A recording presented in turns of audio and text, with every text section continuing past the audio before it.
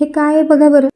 हॉटेलच्या menu card सारखं दिसतंय ना, पण हे मेनू कार्ड नाहीये. मॉलमध्ये एंट्री केल्यावर एका काउंटरवर भला मोठा हा चार्ट लावला होता की कोणत्या कॅटेगरीमध्ये कोणते कोणते ब्रँड्स आमच्याकडे आहेत. त्याबद्दल काहीही समज नसल्यानं आम्ही त्याच्याकडे दुर्लक्ष करून सरळ आत घुसलो. आत गेल्या गेल्या दिसला हा बुर्ज खलिफा. इतके सुंदर सेल्फी पॉईंट्स आणि फोटो पॉईंट्स होते मॉलमध्ये. त्याच फ्लोअरवर आम्हाला मिनिसो दिसलं. हेच आपल्या बजेटमधलं, म्हणून इथे घुसलो. मुलींना घरातून निघतानाच समजावून सांगितलं होतं, आपल्याला तिथे काहीही खरेदी करायची नाही आहे. फक्त बघायचं, मजा करायची, पूर्ण दिवस घालवायचा, भरपूर फिरा, खेळा, खा आणि घरी यायचं. इथे खरेदीला जाता येईल तेही दिवस येतील.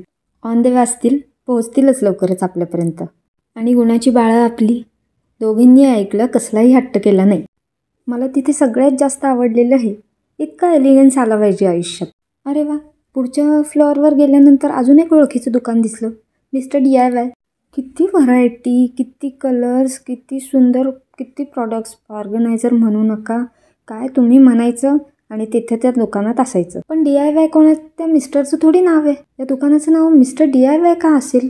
DIY म्हणजे आपण जे करतो, डू इट युअर सेल्फ, ते आहे ना. हे काहीही असतं ना.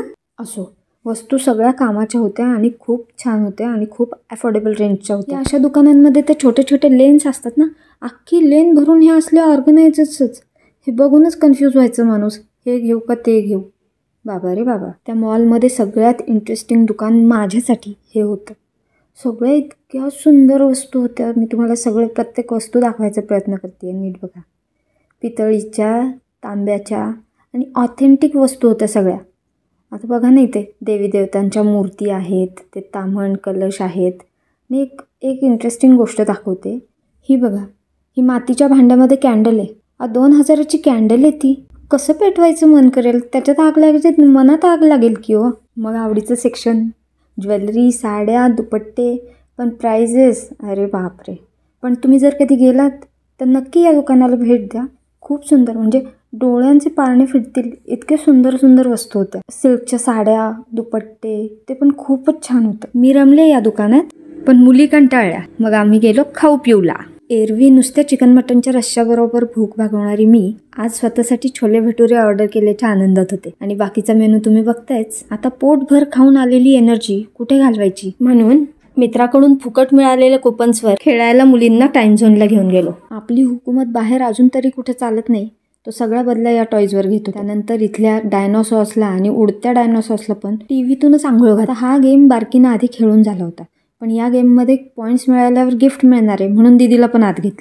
अजून गेम्स खेळल्या आणि खेळायला लावल्या. सगळ्यांचीच मजा. आता हा गेम काय होता, यामध्ये मोठ्या पोरींनी भरपूर एन्जॉय केलं, पण मला काही शेवटपर्यंत कळलंच नाही यात काय करायचं होतं नक्की. असो, त्याचा विचार न करता परतीच्या मार्गावर लागलो. तर ही डोकी आम्हाला काय शिकवण्याचा प्रयत्न करत होती ते काही कळलं नाही. पण यांना बिनधडाच्या माणसांना बघून आम्ही नक्की घाबरलो. थोडंसं पुढे गेल्यानंतर या महाशयांच्या डोक्यावर शेकडो हात, हजारो दिवे लावून प्रकाश पाडण्याच्या प्रयत्नात होते. हे बघून मला कळलं, मागची बिनधडाची माणसं असंच आपल्याला सांगत असणार की आमच्या डोक्यातही प्रकाश पाडा. पुढे आल्यानंतर झुलता पूल असतो तशा या झुलत्या होड्या आम्हाला दिसल्या. किती सुंदर डेकोरेशन, छान दिसते ना. अशा पद्धतीनं सुट्टीचा अख्खा दिवस निव्वळ वाया घालवला आणि तिथून कोणतीही वस्तू नाही, पण एक सीख घेऊन बाहेर पडलो की आजची दुनिया दिखाव्याची आहे. त्यातही आपल्याला स्वतःचं बनवून राहायचे आणि स्वतःसारखीच माणसं शोधून काढायचे. या निमित्तानं तुम्हा सगळ्यांचे खूप खूप खूप आभार. असंच माझ्याबरोबर राहा. एक दिवस यूट्यूबवर आपली खूप मोठी फॅमिली बनवूया. त्यासाठी चॅनलला सबस्क्राईब नक्की करा. थँक्यू.